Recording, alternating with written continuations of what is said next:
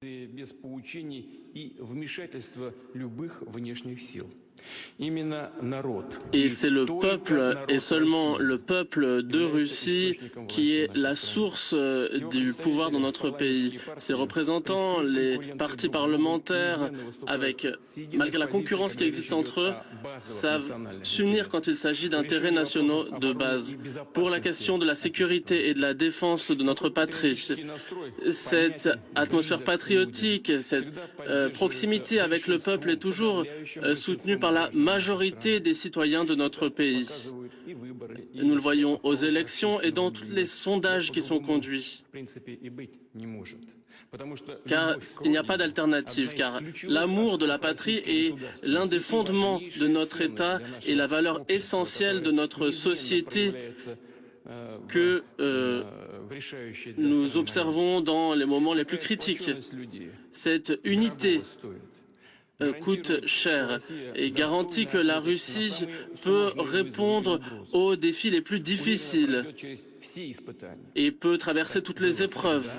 Cela a toujours été le cas et ce sera le cas aujourd'hui.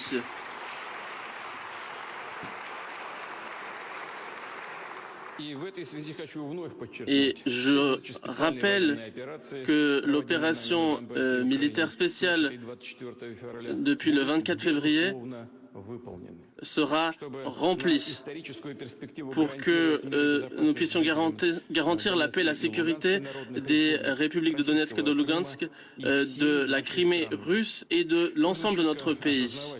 Il faut reconnaître que nos soldats, nos officiers ont pu empêcher une véritable menace. Avec leur courage, leur détermination, leur héroïsme, ils ont pu empêcher un conflit qui aurait éclaté sur notre territoire, mais selon un scénario différent. Les forces qui cherchent à nous endiguer, qui l'ont fait dans l'histoire, depuis longtemps, vous le savez. Pourquoi est-ce qu'ils font cela? Parce qu'un grand pays indépendant, ils n'en veulent pas. Et pour eux, notre existence est dangereuse. Mais c'est eux la véritable menace pour le monde. Nous nous rappelons des plans barbares des nazis vis-à-vis du peuple soviétique.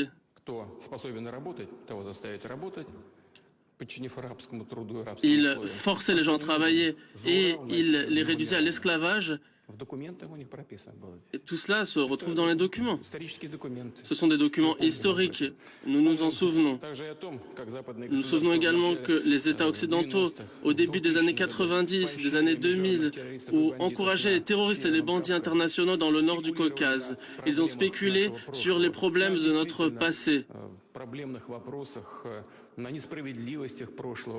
sur les injustices du passé qui concernaient certains peuples du notamment. Ils ont fait cela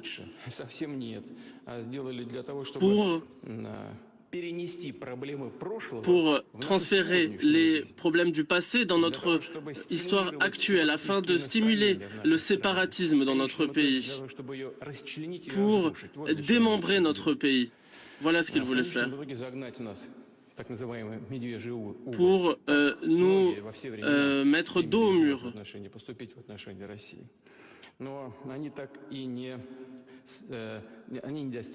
Mais ils ne sont pas arrivés à leurs objectifs. Ils ont accepté de ne pas y être parvenus.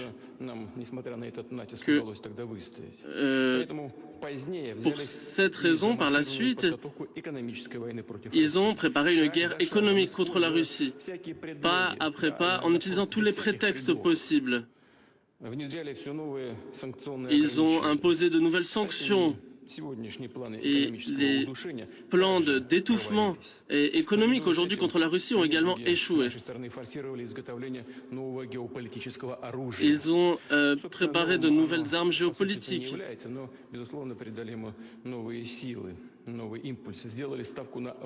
Ils ont cherché à s'appuyer sur la russophobie et le néonazisme.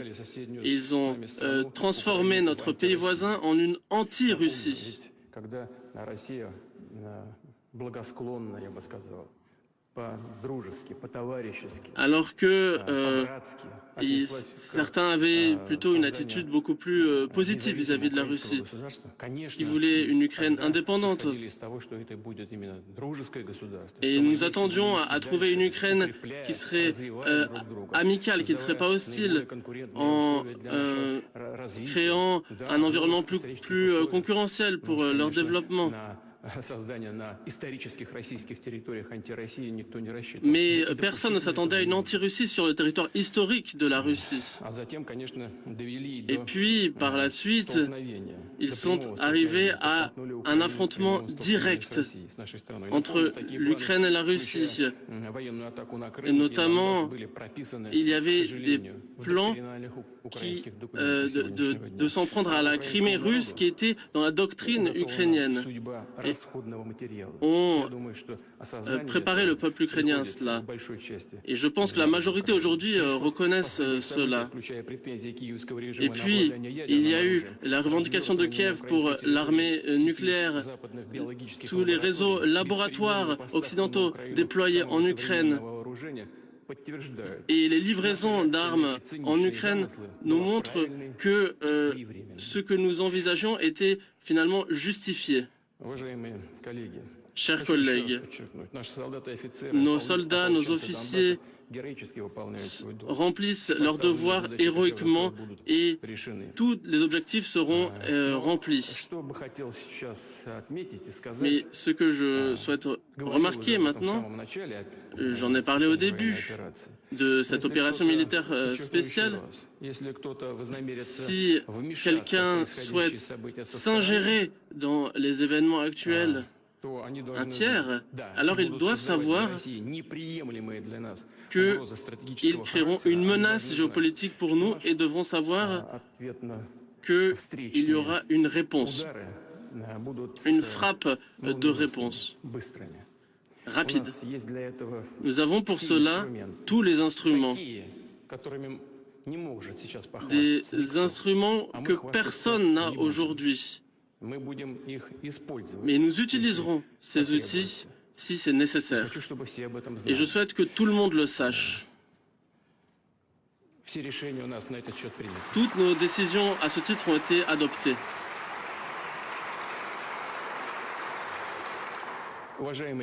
Chers collègues, je souhaite remercier toutes les fractions de la Douma et du Conseil de la Fédération pour leur solidarité et leur soutien, pour leur rapidité dont ils ont fait preuve dans leurs travaux pour coopérer. Les législations dans les régions devront, je l'espère, travailler de manière aussi rapide et coordonner leurs activités aux différents niveaux des organes exécutifs.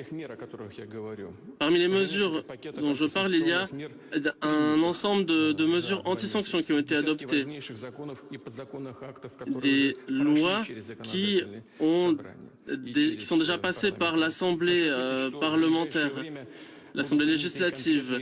Des décisions vont être adoptées pour indexer les pensions, toutes les allocations sociales, ainsi que les salaires et des spécialistes dans le secteur public.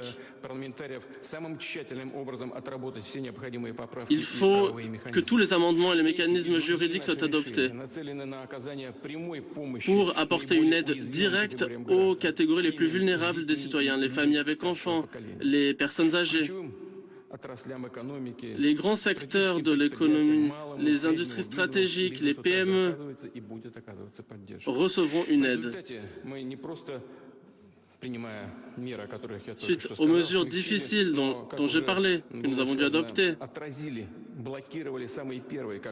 nous avons pu bloquer les premières frappes les plus destructrices, les sanctions visant notre pays, notre système bancaire, notre devise, le commerce, l'économie dans son ensemble ne se sont pas effondrés. Au contraire, aujourd'hui, nous avons de bonnes ressources pour notre développement, pour lancer de nouveaux projets dans les infrastructures, l'industrie, pour utiliser tout le potentiel de toutes nos recherches. Sans aucun doute, c'est le résultat d'une réponse équilibrée de notre politique socio-économique des dernières années. La réalisation de nos projets nationaux est le résultat, chers collègues, de votre travail énergique dans des conditions extraordinaires. Et je vous demande, avec les ministères et les gouverneurs, les experts, d'élaborer de nouvelles mesures pour lutter contre la crise, renforcer le contrôle du Parlement depuis l'intérieur pour les décisions prises et de soutenir notre population. Pour cela, il faut assurer la stabilité de l'économie, du marché intérieur, de l'industrie, mais aussi renforcer notre souveraineté technologique et industrielle et notre leadership mondial. C'est tout à fait possible. Nous avons ce qui est nécessaire. Nous avons des écoles d'ingénieurs et la base scientifique nécessaire. Combien d'avions avons-nous produit? Les transporteurs aujourd'hui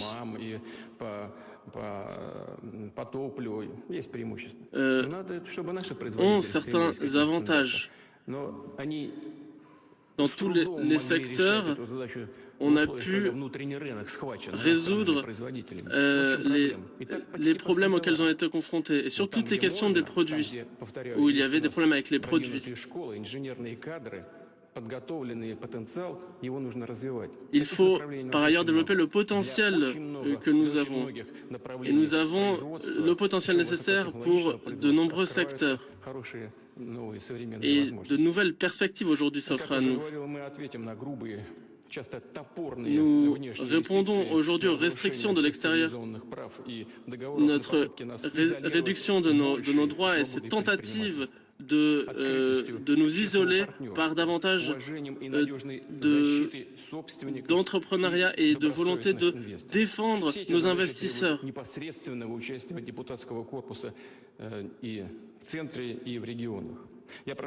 À tous les niveaux du pouvoir. Nous allons travailler avec les municipalités, les ONG, les entreprises, les syndicats, les aider à répondre aux problèmes qui se poseront,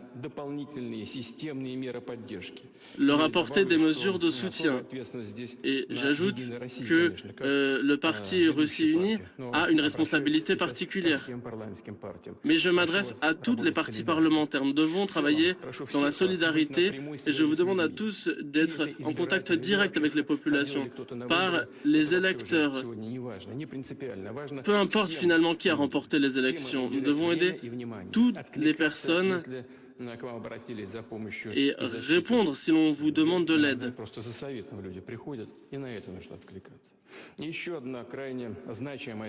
Autre tâche très importante pour ceux qui travaillent dans les comités sur les affaires extérieures, je comprends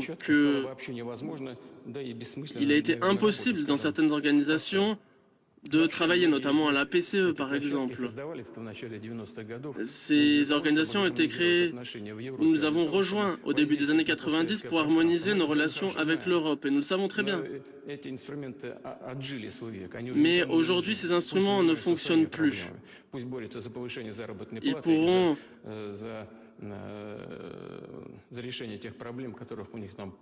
se concentrer sur leurs problèmes, et ils en ont beaucoup. Et ça concerne aussi les droits de l'homme, le droit des femmes, etc., les inégalités des femmes sur le marché du travail. Il y a beaucoup de problèmes en Europe et aux États-Unis dans ce domaine.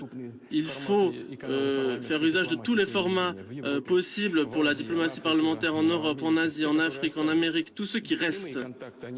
Les contacts directs sont toujours possibles.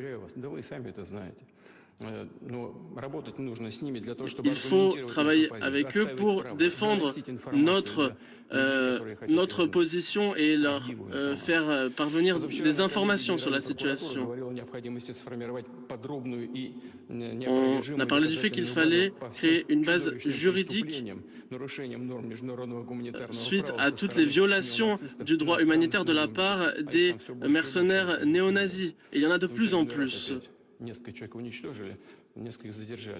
Certains, nous les avons tués, d'autres ont été pris captifs, mais ces crimes doivent faire l'objet d'une évaluation juridique. Il faut comprendre toutes ces questions et au niveau international et au niveau parlementaire. J'ai parlé des tentatives de Kiev d'éliminer physiquement avec des attentats certains de nos journalistes.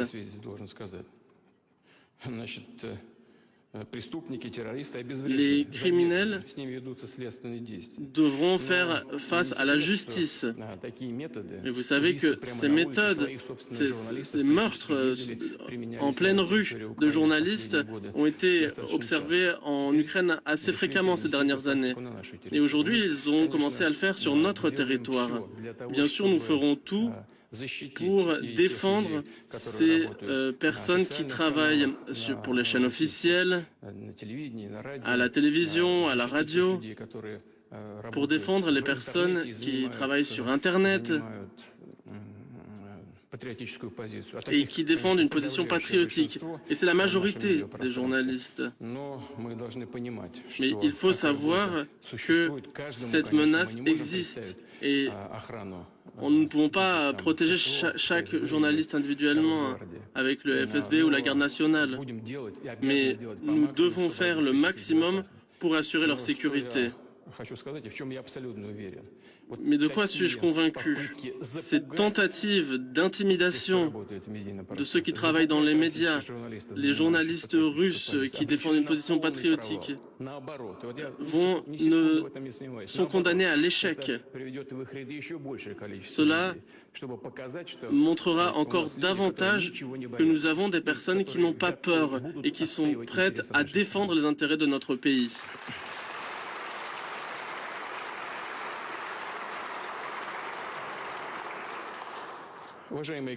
Chers collègues, dans votre ordre du jour, vous avez toute une série de missions à remplir. Je vous souhaite plein succès pour le travail à venir.